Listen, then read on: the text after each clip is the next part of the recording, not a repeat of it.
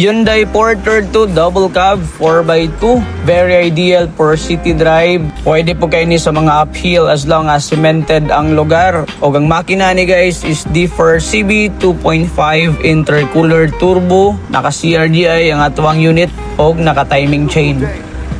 Naka-air condition ng atong unit, naka-power window sa first door, o original left-hand drive na kay wala na ni conversion ang atong manubila. Naka-manual transmission o naka-power steering, and ang atong second door is very spacious, very comfortable ni sasakyan, labi nag mga tag-as og tiil.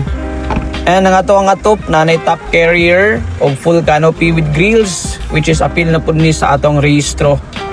Ang size sa atong cargo bed is 7.3 feet. Then ang capacity ani, it can carry up to 1.2 tons or 1,200 kilos. Loaded setup na ni siya. So kini nga mga sticker design is mo ni gipili ni customer. Ang mudguard og nagpabutang pod si customer sa name sa ilang business, Jessa Plant Trading, kay sila ma'am dealer ni sila og mga prutas. Ila ning ibiyahe from Visayas going to Luzon or from Luzon going to Mindanao, kay ilahan ning kargahan og mga similya nga prutas.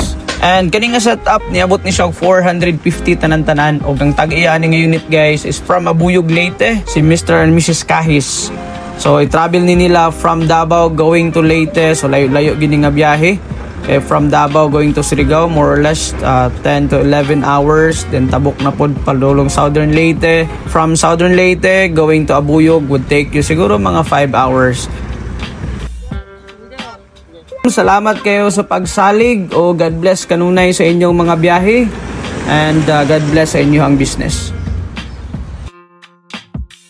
It's a beautiful day. It's a beautiful day.